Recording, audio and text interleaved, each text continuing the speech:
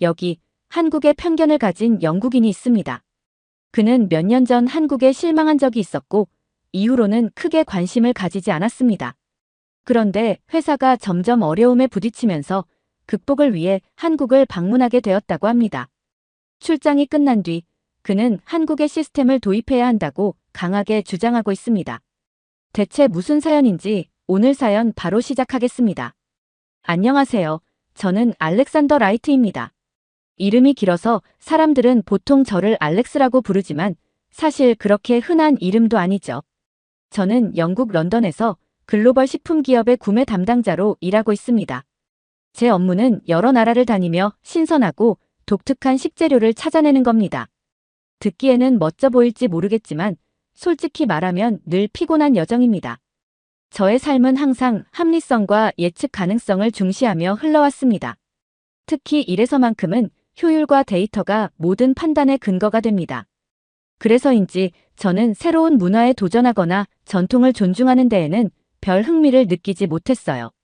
제 머릿속에 한국이라는 나라는 거의 자리 잡지 못한 곳이었습니다. 솔직히 말해서 한국이 어디에 있는지 정확히 지도를 펴보고 찾아야 했던 게 불과 몇 년 전이었죠. 제게 한국은 늘 중국과 일본의 사이에 끼어 있는 크기도 작고 경제적으로도 두 거대 국가에 묻히는 나라로 보였습니다. 어릴 적 학교에서 배운 아시아 역사 수업도 한국보다는 주로 일본의 제국주의나 중국의 혁명에 초점이 맞춰져 있었죠. 대학교 시절에도 상황은 크게 다르지 않았습니다.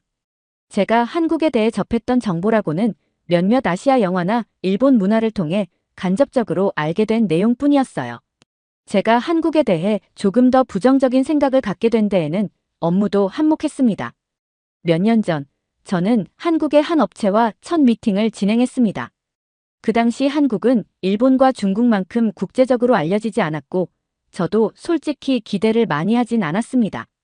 그들은 제품 품질이 뛰어나다고 설명했지만 저에게는 그 강점이 명확히 전달되지 않았습니다. 영어 소통도 다소 서툴렀고 이는 제가 그들의 진짜 가치를 알아보지 못하는데 영향을 미쳤던 것 같습니다. 그때는 이 정도면 차라리 일본이나 중국 업체로 대체하는 게 더 낫겠군이라는 생각을 했어요. 이후로도 한국 업체의 거래 제안이 몇 번 있었지만 저는 무의식적으로 시큰둥하게 반응했습니다. 그렇다고 한국을 무시하거나 혐오했다는 뜻은 아닙니다. 다만 제가 이미 일본과 중국에서 충분히 훌륭한 성과를 냈고 그들만으로도 충분하다는 생각이 강했습니다. 게다가 인터넷에서 본 몇 가지 뉴스들도 영향을 끼쳤습니다. 한국은 때때로 정치적 문제나 사회적 갈등으로 떠들썩했어요. 저는 그런 뉴스를 보며 한국이 아직 세계적인 기준에서 성숙하지 않은 나라라고 단정 짓곤 했습니다. 그들만의 작은 싸움에 불과해 세계 시장에서 한국은 여전히 후발주자일 뿐이야 라고 여겼습니다. 그런데 이번에 한국으로 출장을 가라는 이야기를 들었을 때 저는 고개를 갸우뚱했습니다. 한국이라니요? 왜 하필 한국이죠? 저는 즉시 상사에게 불만을 제기했어요. 한국에 가는 게 정말 필요한 일인가요? 일본이나 중국처럼 더 큰 시장이 있는데 말입니다. 상사는 고개를 저으며 말했어요. 이번 계약은 한국에서 결정됩니다. 그곳에서 직접 보고 판단하세요. 기술력이나 품질이 상당히 높은 나라입니다. 기술력? 품질? 한국에서요? 저는 믿기 어려웠습니다. 솔직히 한국에 대한 제 이미지는 낡은 아시아의 한국가 정도였거든요. 그들이 어떤 전자제품을 잘 만든다는 이야기는 들었지만 그것이 제가 가야 할 이유가 될 수는 없었죠. 출장 명령을 받은 후에도 계속 불만이 가득했어요. 출발 당일이 다가올수록 마음은 더 무거워졌습니다. 동료들에게 한국에 간다는 이야기를 했더니 몇몇은 웃으며 이렇게 말했어요. 알렉스, 너 한국 드라마나 케이팝 좀 배워와라. 거기 음식은 매운 거 많으니까 조심해. 아니, 이게 뭡니까? 한국이 드라마랑 매운 음식 말고 뭐가 있는지도 모르겠다고요. 인천공항에 도착한 순간부터 저는 생각보다 한국이 꽤 정돈된 나라라는 것을 느꼈습니다. 하지만 제 선입견은 여전했어요.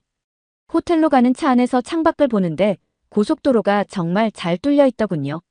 그리고 멀리 보이는 서울의 스카이라인도 꽤 인상적이었습니다. 호텔에 도착하자 직원들이 친절하게 맞아줬습니다. 어서 오세요라는 한국어 인사말이 들렸고 그들의 태도는 정중하면서도 따뜻했어요. 사실 이런 환영을 받은 것도 처음이었어요. 하지만 저는 여전히 냉소적이었죠. 아침이 밝자 저는 호텔 조식을 먹으러 내려갔습니다. 다양한 서양식 메뉴가 즐비한 가운데 한쪽에는 김치와 미역국, 나물 같은 한식 코너도 마련되어 있었습니다. 저는 솔직히 익숙한 서양식 아침 메뉴로 접시를 채울까 잠시 고민했지만 한식 코너 앞에 서서 잠깐 멈췄습니다. 그래, 한국에 왔으니 한 번쯤은 이 나라의 전통 음식을 아침으로 먹어봐야겠지. 조금 모험적인 기분으로 접시에 밥과 김치, 그리고 몇 가지 나물을 담았습니다. 식탁에 앉아 한 입을 먹었을 때 예상외로 깔끔하고 담백한 맛에 놀랐어요. 나물은 감칠맛이 돌았고 김치는 묘하게 중독성 있는 아삭한 맛을 냈습니다. 호텔 직원이 지나가다가 제가 한식을 먹는 걸 보고 미소를 지으며 말했습니다. 한국 조식이 입에 맞으세요? 외국인 분들도 좋아하시더라고요. 생각보다 맛있네요. 깔끔하면서도 건강한 느낌입니다. 조식을 마친 후 저는 한국 음식이 단순히 맵고 강렬하기만 하다는 제 편견이 깨지는 걸 느꼈습니다. 식사를 마치고 준비를 하려는데 욕실에서 샤워를 하던 중 작은 충격을 받았습니다. 어제부터 뭔가 다른 것 같았는데 확실히 한국에서는 물이 피부에 닿는 느낌이 이상하게도 부드러웠어요.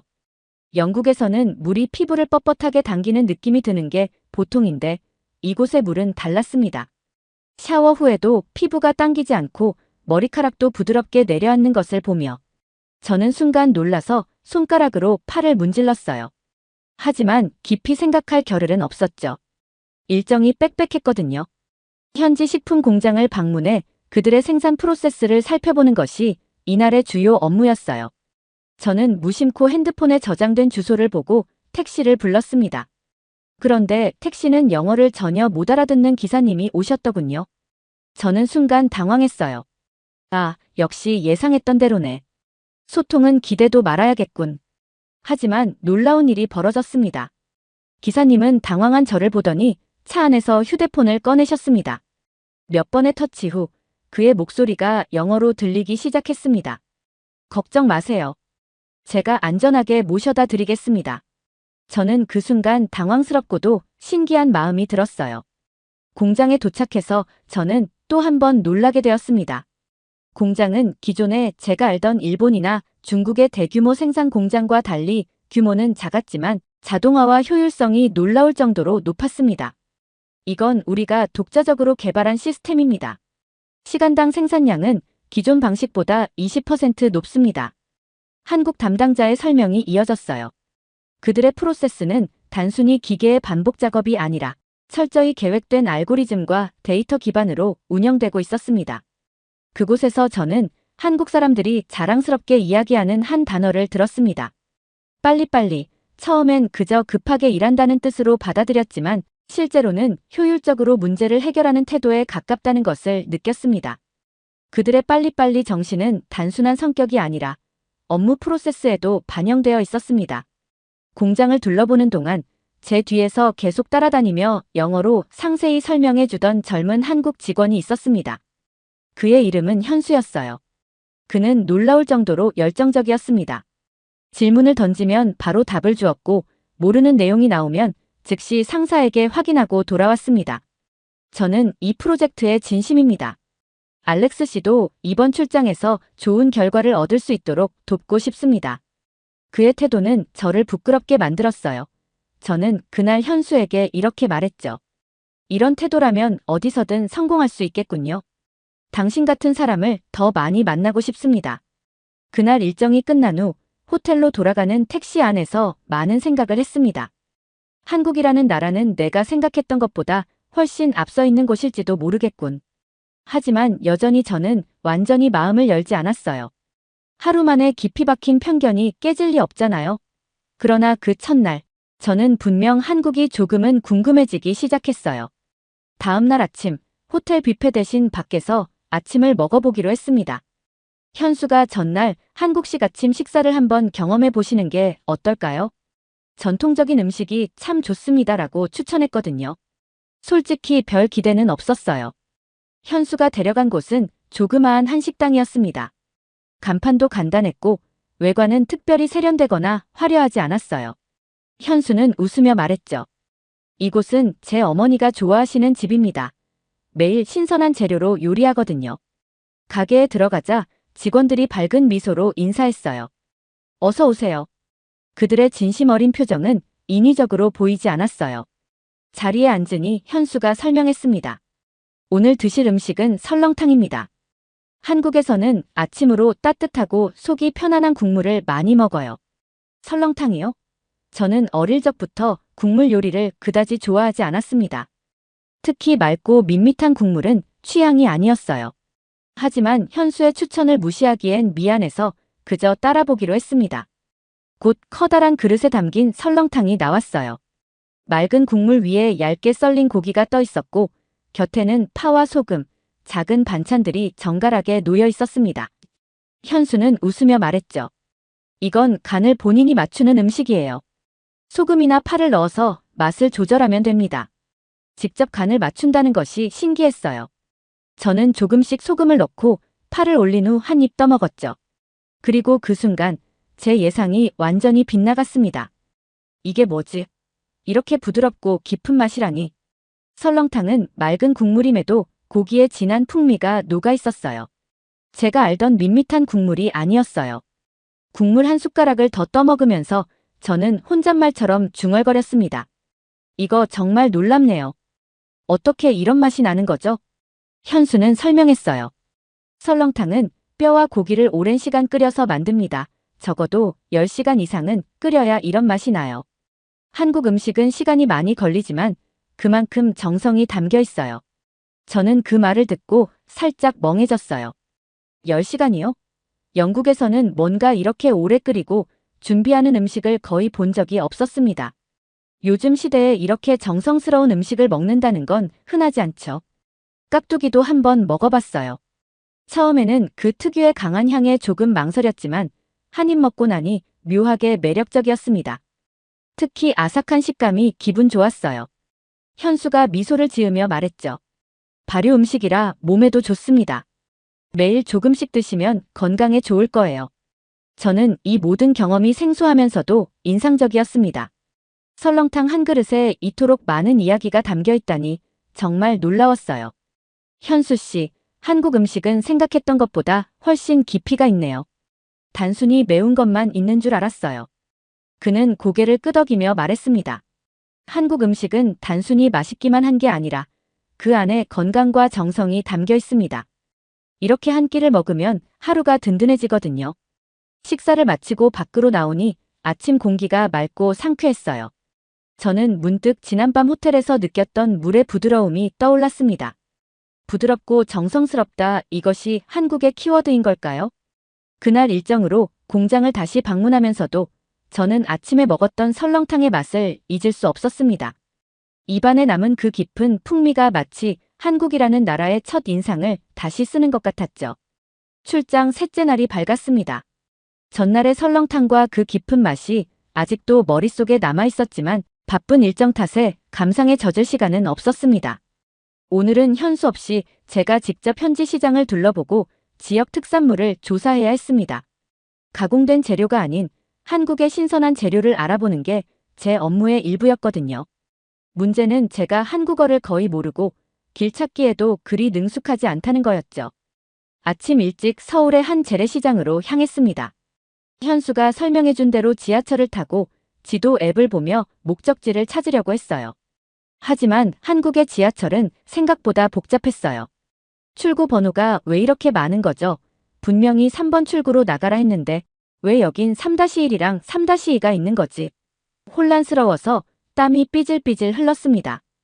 결국 저는 엉뚱한 출구로 나왔고 당연히 길을 잃었죠. 주변을 두리번거리며 핸드폰을 쥔 채 허둥대는데 할아버지 한 분이 다가오셨습니다. 그는 저를 가만히 보더니 한국어로 무언가 말씀하셨습니다. 죄송하지만 영어를 하시나요? 제가 물었지만 그는 고개를 갸웃하셨습니다. 그리고는 손짓으로 저에게 어디 가냐는 듯한 제스처를 보였어요. 저는 핸드폰에 시장 이름을 보여주며 간절히 부탁했죠. 그러자 할아버지는 손가락으로 시장 방향을 가리키며 쭉쭉 하셨어요. 발음은 서툴렀지만 그의 의도는 명확했어요. 그저 시장 방향을 알려주는 게 아니라 직접 저를 데려다주고 싶어 하신 거였죠. 저는 조금 당황했습니다. 바쁜 아침 시간인데 이렇게까지 해주실 필요는 없을 텐데 말이죠. 정말 감사합니다. 괜찮으세요? 라고 물었지만 할아버지는 그저 손짓으로 따라오라는 신호를 보냈습니다. 그분은 느릿느릿거리며 저를 시장 입구까지 안내해 주셨고 그곳에 도착하자 활짝 웃으며 여기 라고 말했습니다. 시장 입구에서 다시 고개를 들어보니 할아버지는 이미 다른 방향으로 걸어가고 계셨습니다.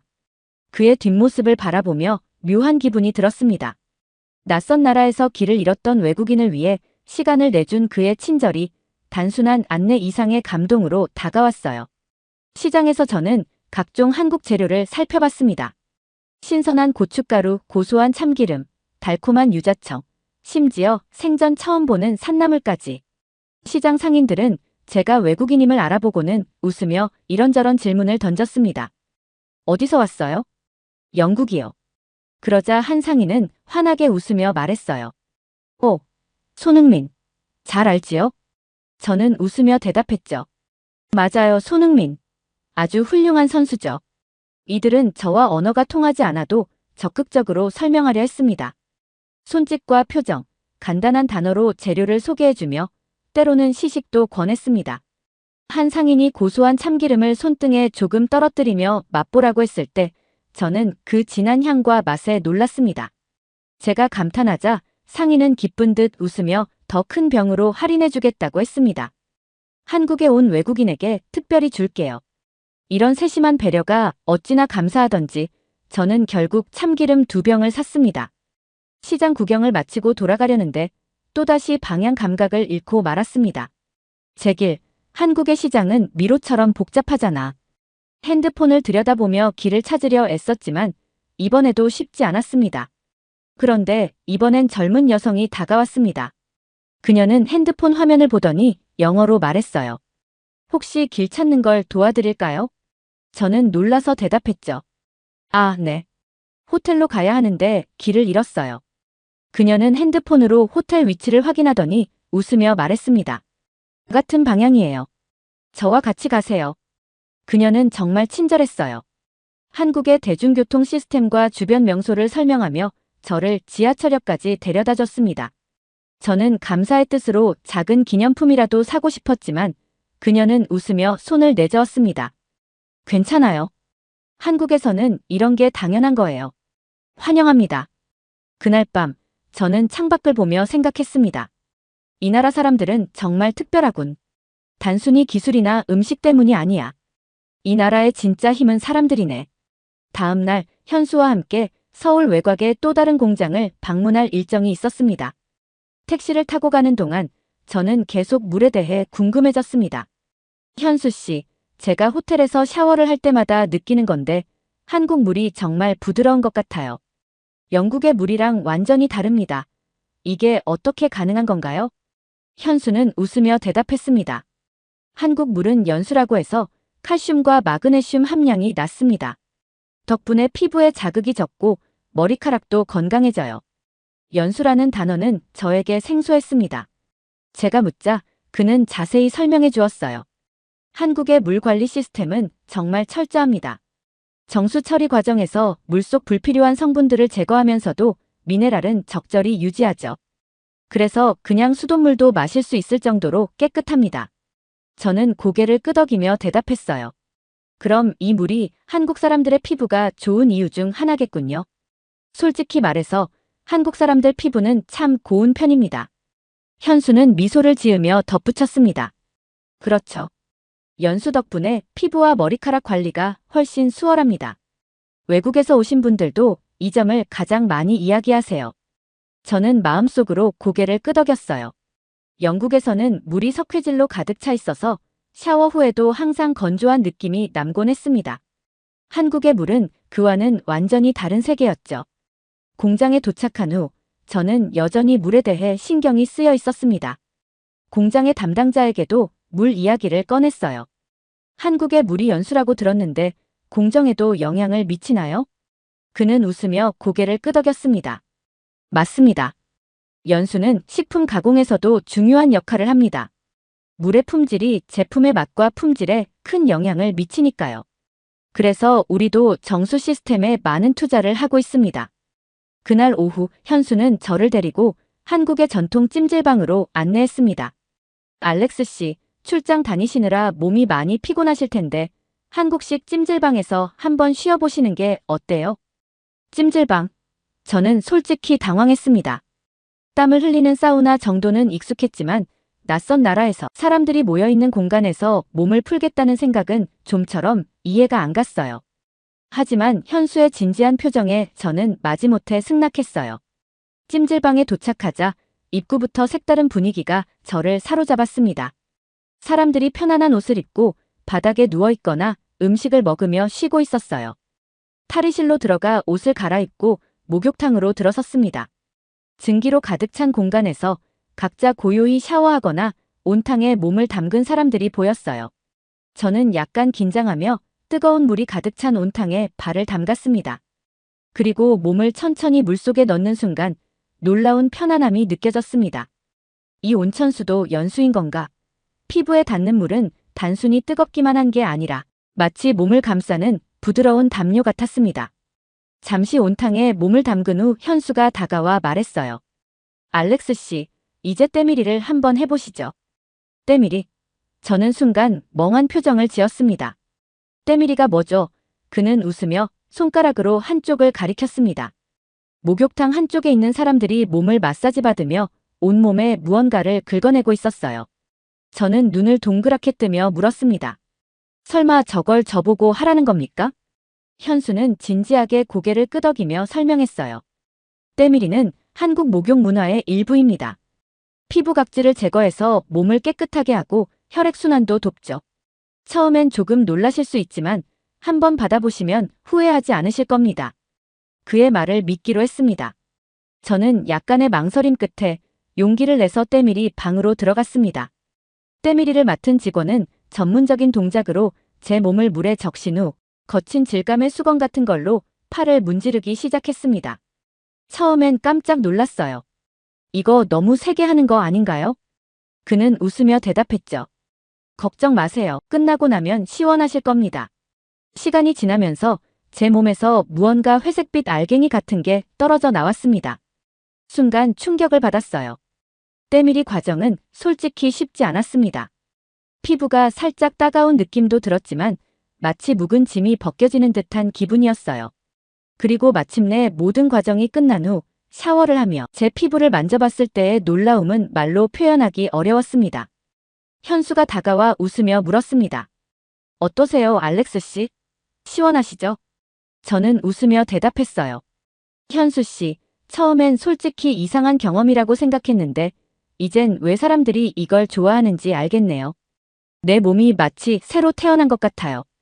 찜질방에서 나와 다시 옷을 갈아입고 밖으로 나왔을 때 저는 몸이 한결 가벼워진 것을 느꼈습니다. 마치 몇 년간 쌓였던 피로와 스트레스가 다 씻겨 내려간 기분이었어요. 이건 단순히 목욕이 아니라 완전히 새로운 경험이었습니다. 그날 밤 호텔로 돌아와 침대에 누우며 저는 몸을 다시 만져보았습니다. 제 피부는 부드러웠고 때밀이를 받으면서 느낀 신선한 충격은 아직도 생생하게 남아 있었습니다. 저는 한국에 대한 편견이 점점 사라지는 것을 느끼고 있었습니다. 음식, 사람들, 심지어 물까지 이 나라의 모든 것에서 느껴지는 섬세함과 정성에 감탄하면서도 아직도 제가 본 것이 한국의 전부일까 하는 의문이 있었습니다. 다음 일정은 한국의 한 첨단 공장을 방문하는 것이었습니다. 이곳은 전통과는 다른 한국의 기술적 역량을 직접 체감할 기회라고 현수가 말했죠.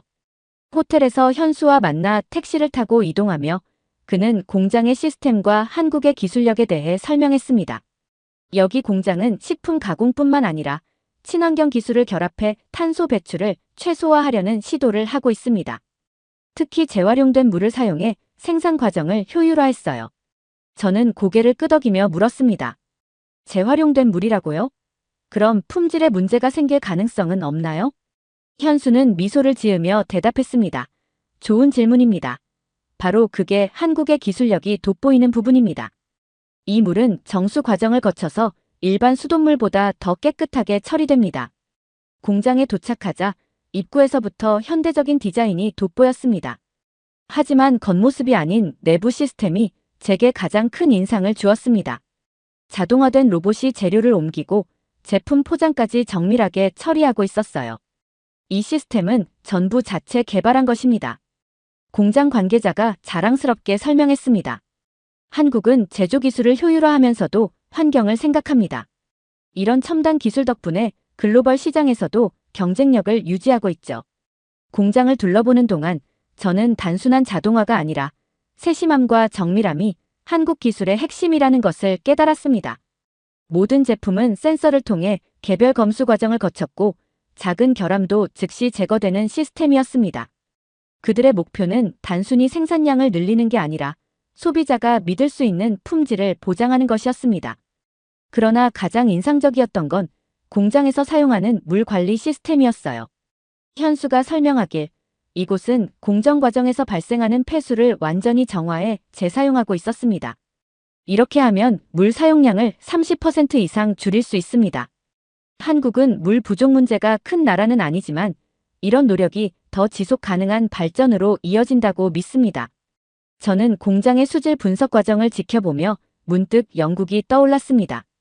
우리나라의 공장들은 효율을 중시하지만 환경적인 부분에서는 아직 갈 길이 멀었습니다.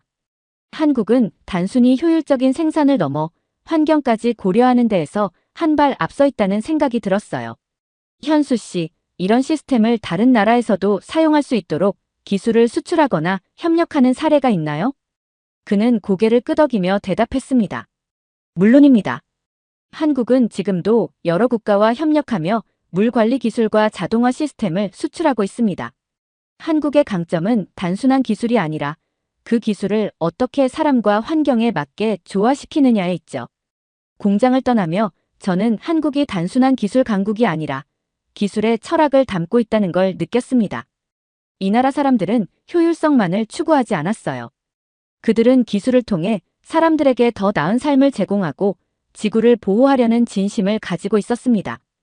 돌아오는 길, 현수가 저를 한 카페에 데려갔습니다. 현대적인 인테리어와 한국적인 감성이 어우러진 공간이었어요. 이것도 한국의 전통이죠. 유자는 감기 예방에도 좋고 맛도 훌륭합니다. 현수가 말했어요. 그 차를 마시며 저는 공장에서 본 기술과 물 이야기를 다시 떠올렸습니다. 현수 씨, 제가 한국에 오기 전에는 단순히 작은 나라라고만 생각했어요. 기술력은 일본만큼 뛰어나지 않을 거라고도 믿었고요. 그런데 지금은 완전히 다르게 보입니다. 한국은 크기나 규모가 아니라 깊이에서 강한 나라네요. 현수는 미소를 지으며 대답했어요. 한국은 그렇게 보여지는 경우가 많죠. 하지만 알고 보면 우리나라는 작은 것에도 큰 의미를 담으려고 노력합니다. 그의 말이 맞았습니다. 작은 한 잔의 차, 부드러운 물 한 방울, 그리고 정밀하게 설계된 기술 하나에도 그들은 깊은 고민과 정성을 담고 있었습니다. 제가 한국에서 보았던 모든 것이 단순히 겉으로 드러나는 것 이상의 의미를 가지고 있었어요. 출장 마지막 날 아침, 저는 호텔 욕실에서 샤워를 하며 물이 피부에 닿는 느낌을 다시 한번 느꼈습니다.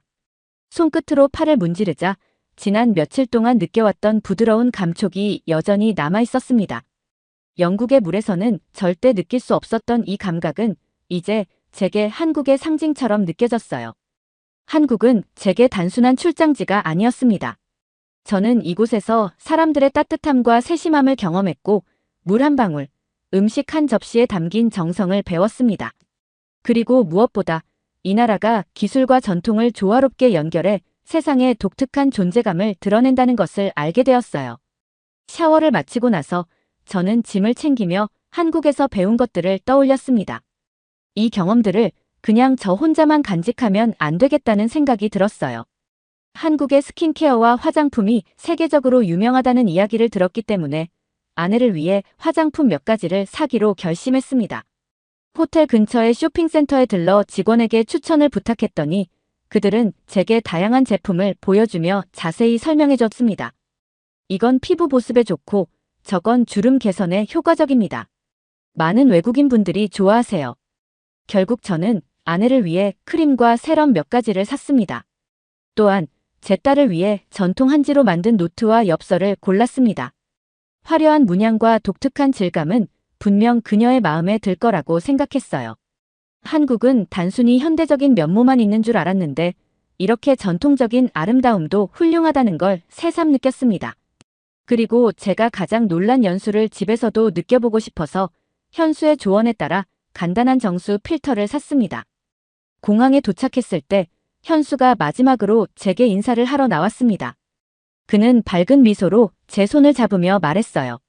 알렉스 씨, 이번 출장에서 좋은 기억 많이 가져가셨으면 좋겠습니다. 한국은 언제든 환영입니다. 저는 진심으로 고개를 끄덕이며 말했습니다. 현수 씨 덕분에 정말 많은 걸 배웠습니다. 뛰어난 기술과 문화뿐만 아니라 사람들의 따뜻함까지요. 정말 감사합니다. 그는 웃으며 답했습니다. 알렉스 씨가 한국의 진짜 모습을 보셨다니 기쁩니다. 다음에 꼭 가족과 함께 오세요. 더 많은 것을 보여드리고 싶습니다. 영국에 돌아온 첫날 아침, 저는 여전히 시차 때문에 잠이 덜 깬 상태였지만 한국에서 가져온 정수 필터를 설치하며 작은 기대감에 사로잡혔습니다. 한국의 물은 단순한 샤워를 넘어선 경험이었으니까요. 그날 아내는 새로 산 한국 화장품을 사용하며 감탄했습니다. 이 크림, 정말 흡수가 잘 되네. 피부가 확실히 부드러워지는 느낌이야. 대체 한국에서 뭘 배우고 온 거야? 딸은 제가 선물한 한지노트를 만지작거리며 물었습니다. 아빠, 이거 정말 한국에서 만든 거야? 너무 예뻐서 쓰기 아까워. 다음 날 회사로 복귀한 저는 동료들에게 한국 출장 이야기를 들려주었습니다. 처음에는 대부분이 흥미롭다는 표정을 짓고 있었어요. 그들에게 한국은 여전히 낯설고 잘 알지 못하는 아시아의 작은 나라였으니까요. 알렉스, 한국에 다녀왔다면서? 근데 왜 거기였어? 일본이나 중국이 더 나은 선택 아니었을까? 한 동료가 묻자 저는 단호하게 대답했습니다. 아니야, 한국은 그 자체로 특별한 나라야. 기술, 문화, 환경, 그리고 사람들까지. 모든 면에서 기대 이상이었어. 제가 한국의 연수 이야기를 꺼내자 분위기가 달라졌습니다. 한국 물은 단순히 물이 아니야. 샤워를 할 때마다 느꼈는데 피부가 부드러워지고 건조함이 전혀 없더라고. 영국의 물은 석회질로 가득 차 있잖아. 그 차이를 직접 경험해보면 정말 놀랄 거야. 다들 고개를 갸우뚱하며 웃었습니다. 물이라고. 그런 작은 차이가 정말 그렇게 큰 영향을 미쳤다고. 저는 고개를 끄덕이며 강조했습니다. 작은 차이지만 그게 결국 큰 변화를 만든 거야. 물이 부드러우니 피부와 머리카락이 좋아지는 건 기본이고 전체적인 삶의 질이 달라지더라고. 난 이게 단순히 기술 문제가 아니라고 봐. 그날 저녁 회사의 정기회의 자리에서 저는 한국 출장 보고서를 발표했습니다. 먼저 한국의 식품 제조 공정을 통해 배운 점들을 공유하며 그들의 물 관리 시스템이 특히 인상적이었다고 강조했죠. 한국의 식품 제조 공정에서 가장 눈에 띄었던 건 연수를 활용한 품질 관리였습니다. 물속의 석회질을 제거해 제품의 맛과 품질을 일정하게 유지할 수 있었고 이 과정에서 장기적으로 설비 유지 비용도 절감된다는 점이었습니다. 우리 공장도 현재 사용하는 경수를 개선할 경우 비슷한 효과를 기대할 수 있을 겁니다. 제가 설명하는 동안 일부 동료들은 고개를 갸우뚱하며 물었습니다. 하지만 알렉스, 경수 때문에 문제가 생긴 적이 있었던가요? 지금도 잘 작동하고 있는 시스템 아닌가요? 저는 침착하게 대답했습니다. 맞습니다. 지금 시스템으로도 충분히 잘 작동하고 있습니다. 하지만 한국에서 본 사례는 단순히 현재의 문제를 해결하려는 것이 아니었습니다. 그들은 더 나은 제품을 만들고 설비의 수명을 늘리고 소비자 신뢰도를 높이기 위해 시스템을 지속적으로 개선해왔습니다. 우리가 경쟁력을 유지하려면 이런 점에서 한 발 더 나아가야 하지 않을까요? 회의실이 잠시 정적에 휩싸였지만 이내 몇몇 임원들이 고개를 끄덕이며 관심을 보이기 시작했습니다. 특히 한 임원이 말했습니다. 그렇다면 연수 시스템이 단순히 비용 절감을 넘어 제품 품질과 회사의 이미지를 강화하는 데 도움이 된다는 거군요. 이런 접근은 고려해 볼 만합니다. 그들의 반응을 보며 저는 속으로 미소를 지었습니다. 한국에서의 경험이 단순히 제 개인적인 감상이 아니라 회사에 실질적인 변화를 가져올 가능성이 있다는 걸 깨달았기 때문이죠. 그날 밤, 저는 집으로 돌아와 아내와 딸과 함께 한국에서 가져온 정수 필터로 물을 마시며 출장 동안 느꼈던 순간들을 떠올렸습니다. 한국은 물 한 방울, 음식 한 접시, 심지어 공장에서의 한 가지 공정에도 세심한 배려와 정성이 담겨 있어. 아내가 웃으며 말했습니다. 다음엔 우리도 함께 가요. 당신 이야기를 들으니 한국이 정말 가고 싶어졌어. 저는 미소를 지으며 대답했어요. 그때는 내가 가이드를 맡겠어. 한국의 부드러운 물과 따뜻한 사람들, 그 모든 걸 직접 보여줄게.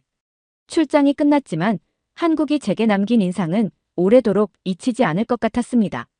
다음엔 꼭 제 가족과 함께 한국을 방문해 이 모든 것을 다시 경험하고 싶습니다.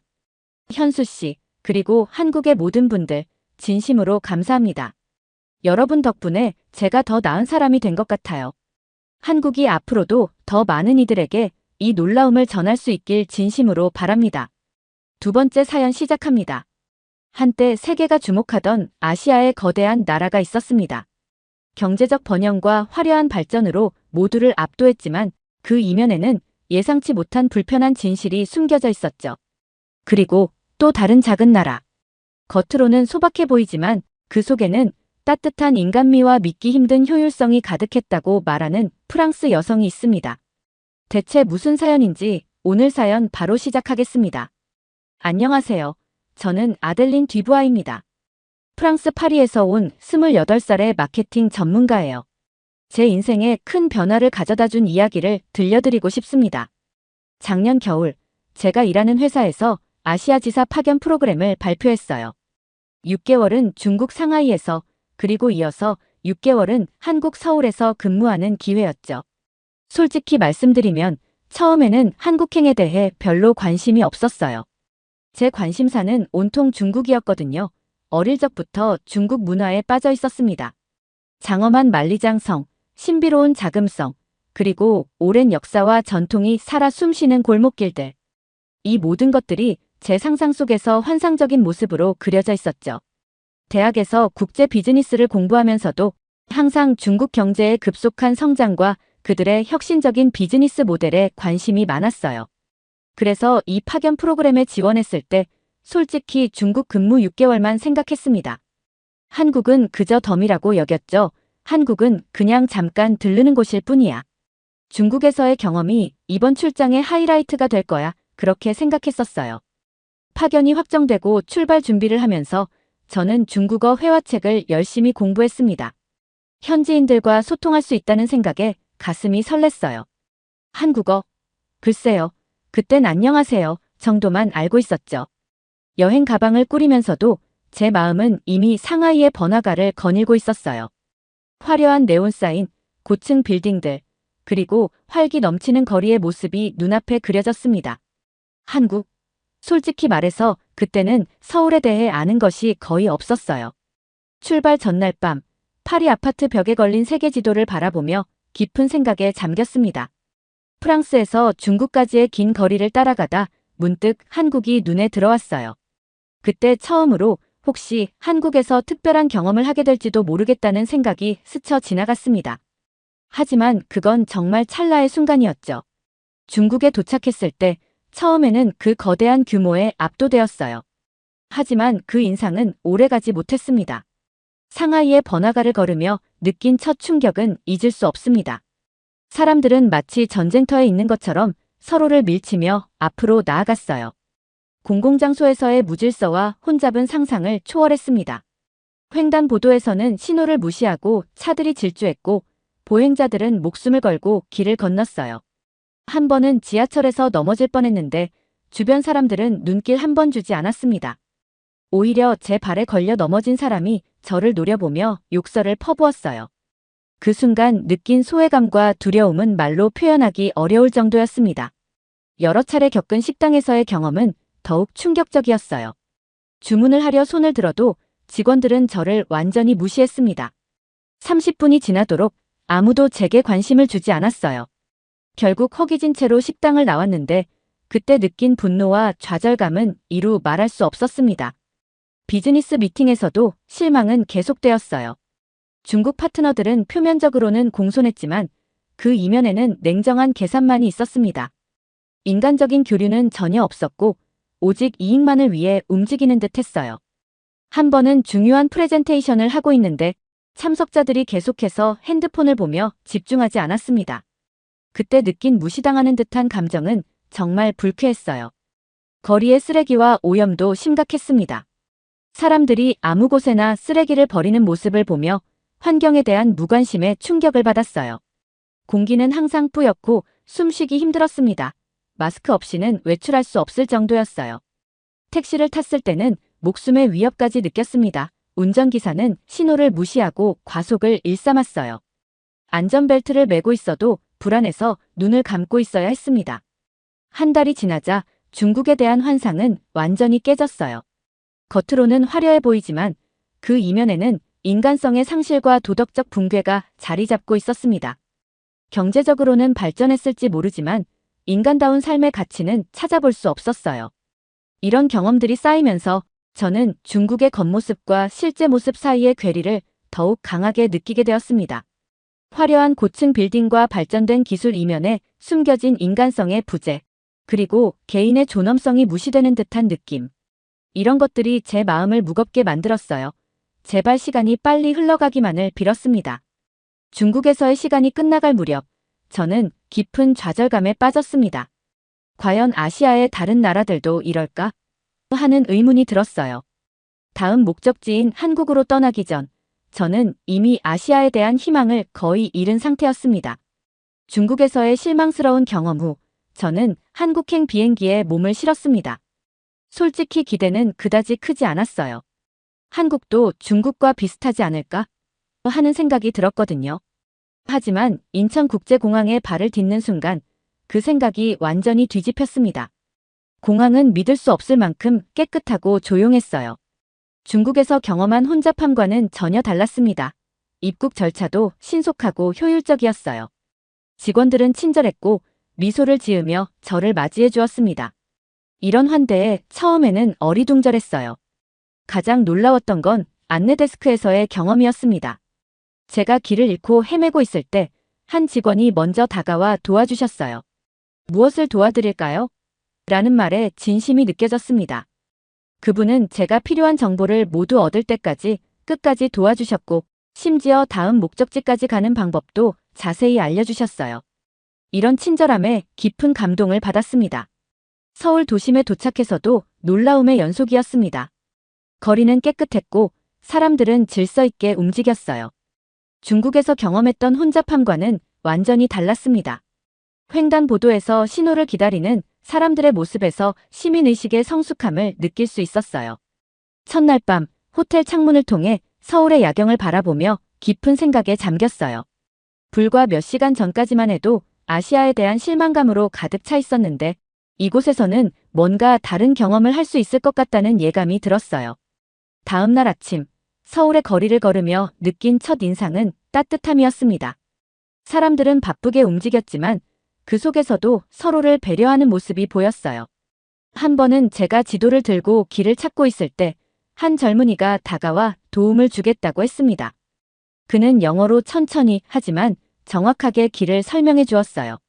이런 자발적인 친절에 다시 한번 감동받았습니다. 서울의 대중교통 시스템도 굉장했어요. 지하철은 깨끗하고 효율적이었으며 버스 정류장의 전광판은 실시간으로 버스 도착 정보를 제공했습니다. 한 번은 실수로 잘못된 버스에 탔는데 기사님께서 친절하게 제가 가려는 목적지를 확인하고 올바른 버스로 안내해 주셨어요. 이런 세심한 배려에 정말 감동받았습니다. 한국의 첫 인상은 효율성과 인간미가 공존하는 곳이라는 것이었어요. 고도로 발달된 기술과 시스템 속에서도 사람과 사람 사이의 따뜻한 교류가 살아있었습니다. 이는 제가 중국에서 느꼈던 차가움과는 완전히 대조적이었죠. 한국에서의 일상이 시작되면서 중국에서의 경험과는 완전히 다른 세상을 만났습니다. 첫 비즈니스 미팅에서 경험한 일은 아직도 생생합니다. 회의실에 들어서자마자 느껴지는 분위기부터 달랐어요. 한국 동료들은 따뜻한 미소로 저를 맞이해 주었습니다. 회의가 시작되기 전 잠깐의 시간 동안 제 개인적인 이야기에도 귀 기울여 주셨어요. 특히 기억에 남는 것은 김 부장님과의 대화였습니다.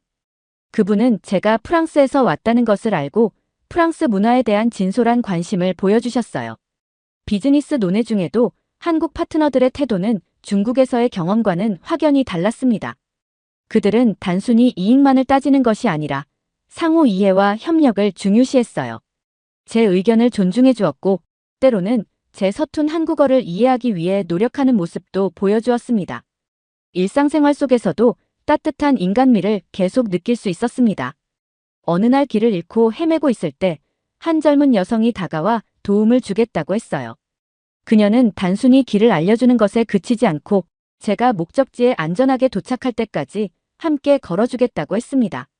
처음에는 이런 친절이 부담스럽기도 했지만 그녀와 대화를 나누며 걷다 보니 마음이 따뜻해지는 것을 느꼈어요.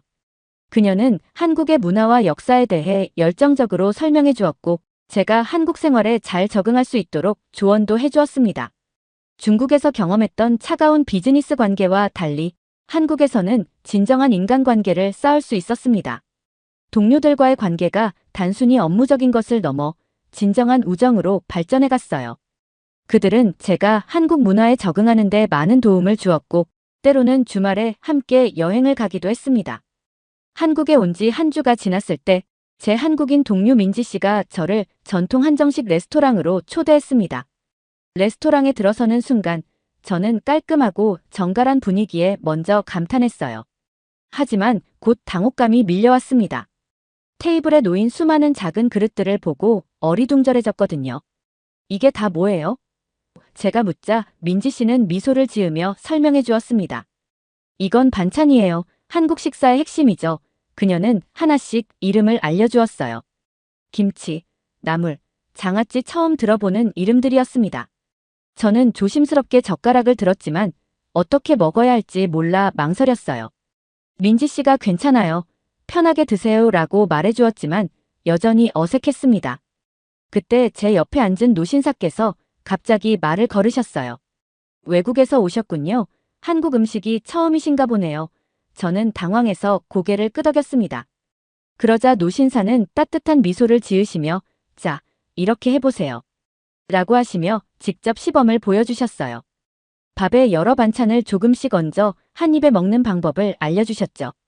이렇게 먹으면 맛이 어우러져 더 맛있답니다. 노신사의 친절한 설명에 용기를 내어 그대로 따라해 보았어요. 그 순간 입안에서 폭발하는 맛에 놀라고 말았습니다. 각각의 반찬이 조화롭게 어우러져 새로운 맛을 만들어내는 것이 신기했어요. 특히 김치의 맛에 깜짝 놀랐습니다. 처음에는 그 강렬한 향과 맛에 당황했지만 씹을수록 중독성 있는 맛에 빠져들게 되었어요. 식사를 하면서 가장 인상 깊었던 것은 음식을 나누어 먹는 문화였습니다. 모두가 같은 그릇에서 음식을 나누어 먹고 있었어요. 처음에는 위생 문제가 걱정되었지만 민지 씨가 설명해 주었습니다. 불편하면 덜어 먹어도 돼요. 우리나라에서는 이렇게 먹는 것이 서로 신뢰하고 배려하는 마음이라고 생각해서 같이 먹는 거예요. 그 말을 듣고 제 마음이 따뜻해졌어요. 음식을 나누어 먹는 단순한 행위 속에 깊은 문화적 의미가 담겨 있다는 것을 깨달았습니다. 식사를 마치고 나올 때 저는 완전히 다른 사람이 된 것 같았습니다. 단순히 배를 채운 것이 아니라 한국 문화의 정수를 경험한 것 같은 기분이었어요. 한국에 온 지 2달쯤 되었을 때 저는 예상치 못한 상황에 처하게 되었습니다. 갑자기 심한 복통이 찾아와 응급실을 찾아야 했어요. 중국에서의 병원 경험이 좋지 않았기에 솔직히 많이 걱정되었습니다. 하지만 제 걱정은 병원에 도착하자마자 눈 녹듯 사라졌어요. 접수부터 진료까지 모든 과정이 신속하고 체계적으로 이루어졌거든요. 특히 의사 선생님의 친절함에 놀랐습니다. 그분은 제 서툰 한국어를 이해하려 노력하시며 영어로 천천히 설명해 주셨어요. 걱정 마세요. 큰 문제는 아닙니다. 하지만 주의가 필요해요. 의사 선생님의 말씀에 안도감이 들었습니다. 그리고 이어진 말씀에 더욱 놀랐어요. 외국인이시니까 한국 음식에 적응하는 게 쉽지 않으셨겠어요. 조심해서 드셔야 합니다. 의사 선생님은 제 상황을 고려해 자세한 식단 조언까지 해주셨습니다. 이런 세심한 배려에 깊은 감동을 받았어요. 퇴원할 때 간호사분이 다가와 말씀하셨습니다. 혹시 불편한 점 있으시면 언제든 연락주세요. 그 순간 저는 단순히 환자가 아니라 한 사람으로 존중받고 있다는 느낌을 받았어요. 이 경험은 한국의 공공서비스에 대한 제 인식을 완전히 바꿔놓았습니다. 효율성과 인간미가 공존할 수 있다는 것을 직접 체험한 거죠. 며칠 후 저는 지하철을 타고 시내로 나갔습니다. 역사 내부의 깨끗함과 질서정연함에 또 한 번 놀랐어요. 특히 인상 깊었던 것은 노약자석이었습니다. 자리가 비어 있는데도 아무도 그 자리에 앉는 사람이 없었어요. 그런데 갑자기 예상치 못한 일이 벌어졌습니다. 제가 탄 지하철이 기술적 문제로 한 역에 오랫동안 정차하게 된 거예요. 중국 같았으면 아마 큰 혼란이 일어났겠지만 한국은 달랐습니다. 역무원들이 신속하게 대응하며 승객들에게 상황을 설명해 주었어요. 죄송합니다. 문제가 발생했습니다. 최대한 빨리 해결하도록 하겠습니다. 불편을 끼쳐 정말 죄송합니다. 더 놀라운 것은 승객들의 반응이었습니다. 아무도 불평하거나 화를 내지 않았어요. 조용히 기다리고 있었죠. 약 10분 후 문제가 해결되고 지하철이 다시 움직이기 시작했어요. 이 경험을 통해 저는 한국의 공공서비스가 단순히 시스템의 우수함 뿐만 아니라 그것을 이용하는 시민들의 성숙한 의식이 어우러져 만들어진 결과라는 것을 깨달았어요. 특히 인상 깊었던 것은 택시 서비스였습니다. 어느 날 밤 늦게까지 회식이 있어 택시를 탔는데 기사님의 친절함에 놀랐어요. 제가 외국인임을 아시고는 천천히 또박또박 말씀해 주셨죠. 처음 오셨나 봐요? 한국은 어떠세요? 기사님의 질문에 저는 솔직히 대답했습니다. 정말 좋아요. 특히 공공서비스가 훌륭해서 놀랐어요. 그러자 기사님은 자부심 가득한 목소리로 말씀하셨습니다. 그렇죠? 우리나라가 빠르게 발전한 것은 다 이런 시스템 덕분이에요. 하지만 가장 중요한 건 사람이죠. 서로 배려하고 존중하는 마음, 그게 우리의 진짜 힘이에요. 이 말씀을 들으며 저는 한국의 공공서비스가 단순한 시스템이 아니라 사람들의 마음과 문화가 녹아있는 결과물이라는 것을 깊이 이해하게 되었습니다. 한국에서의 시간이 흐르면서 저는 이 나라의 자연과 전통을 경험할 기회를 갖게 되었습니다. 어느 주말 한국인 친구 수진 씨의 제안으로 경복궁을 방문하게 되었어요. 궁궐 앞에 서자 그 웅장함에 압도되었습니다. 수진 씨가 말했어요. 이곳은 조선 왕조의 중심이었어요. 600년의 역사가 이곳에 담겨 있죠. 그 말을 듣자 마치 시간 여행을 온 것 같은 기분이 들었습니다. 궁 안으로 들어서자 한복을 입은 사람들이 눈에 띄었어요. 수진 씨가 설명해 주었습니다. 요즘엔 한복을 입고 고궁을 관람하는 게 유행이에요. 전통을 즐기는 새로운 방식이죠. 저는 그 모습이 너무 아름답다고 생각했습니다. 현대와 전통이 이렇게 자연스럽게 어우러질 수 있다니 놀라웠어요. 그때 갑자기 비가 내리기 시작했습니다. 당황한 저와 달리 수진 씨는 오히려 기뻐하는 듯 했어요. 이게 바로 기회예요. 그녀가 말했습니다. 비 오는 궁궐의 모습은 또 다른 아름다움이 있거든요. 그녀의 말대로 비에 젖은 기와 지붕과 돌계단은 묘한 분위기를 자아냈습니다. 빗소리와 함께 들려오는 처마 끝 풍경 소리는 마치 시간을 거슬러 올라간 듯한 착각을 불러일으켰어요. 그 순간 저는 한국의 전통이 단순히 과거의 유물이 아니라 현재에도 살아 숨쉬는 문화라는 것을 깨달았습니다. 경복궁을 나와 우리는 근처의 한옥마을로 향했어요. 좁은 골목길을 걸으며 저는 마치 옛 한국으로 시간 여행을 온 것 같은 기분이 들었습니다. 전통 가옥들 사이로 현대적인 카페와 공방들이 자리 잡고 있는 모습이 인상적이었어요. 다음 날 수진 씨는 저를 북한산 국립공원으로 데려갔습니다. 도심 한가운데 이렇게 거대한 자연이 있다는 것이 신기했어요. 등산로에 들어서자 놀라운 광경이 펼쳐졌어요. 수많은 등산객들이 산을 오르고 있었는데 대부분이 저보다 나이가 많아 보이는 분들이었습니다. 그런데 그분들의 움직임이 얼마나 빠르고 활기찼는지 모릅니다. 1시간쯤 올랐을까? 저는 이미 숨이 가빠오기 시작했어요. 그때 70대로 보이는 할아버지 한 분이 우리를 앞질러서 올라가셨습니다. 한국의 노인분들이 이렇게 활기차다니 굉장하다는 생각이 들었습니다. 정상에 도착했을 때 그 광경은 말로 표현할 수 없을 정도로 아름다웠습니다. 서울의 전경이 한눈에 들어왔어요. 현대적인 고층 빌딩들과 한강, 그리고 멀리 보이는 고궁들. 이 모든 것이 한 프레임 안에 담겨 있었죠. 점심시간이 되자 주변 등산객들이 도시락을 꺼내기 시작했어요. 한 할머니께서 우리에게 다가오셔서 김밥을 건네주셨습니다. 젊은이들 먹어요. 산에서는 다 같은 가족이야. 그 말씀에 저는 깊은 감동을 받았습니다. 낯선 이에게 음식을 나누는 이 문화, 그리고 산에서는 모두가 가족이라는 생각. 이것이 한국인들의 공동체 정신이구나 싶었어요. 그날 이후로 저는 한국을 바라보는 시선이 완전히 바뀌었습니다. 현대적인 도시의 모습 뒤에 숨겨진 자연과의 조화, 그리고 그 속에서 살아가는 사람들의 활기와 따뜻함, 이것이 진정한 한국의 모습이 아닐까 생각했어요. 한국에서의 시간이 6개월이 되어갈 무렵 중국과 한국 두 나라에서의 경험을 비교하며 제가 한국에서 깊은 감동을 받은 이유를 되짚어 보았어요. 어느 날 저는 한국인 동료들과 함께 회식을 하게 되었습니다. 식사를 마치고 2차로 간 카페에서 팀장님이 저에게 물으셨어요. 아델린 씨, 한국에서 지내면서 어떤 점이 가장 인상 깊었나요? 순간 많은 생각이 스쳐 지나갔습니다. 첫날 공항에서 만난 친절한 직원, 지하철에서 자리를 양보해준 학생, 병원에서 세심하게 챙겨준 의사 선생님, 그리고 산에서 김밥을 나눠주신 할머니까지.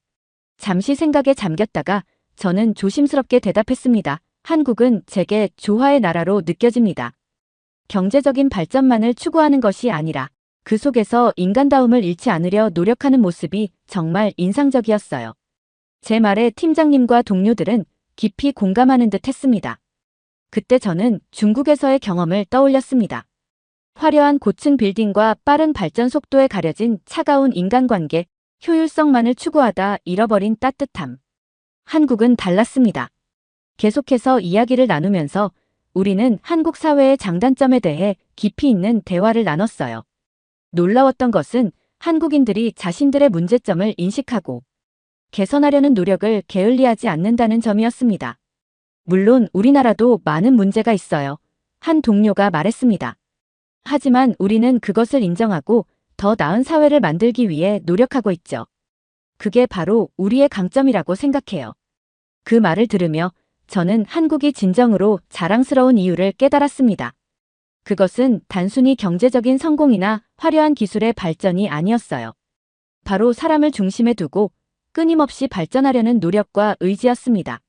한국을 떠나기 전날 저는 한강공원을 찾았습니다. 강변에 앉아 서울의 전경을 바라보며 지난 6개월을 되새겨보았어요.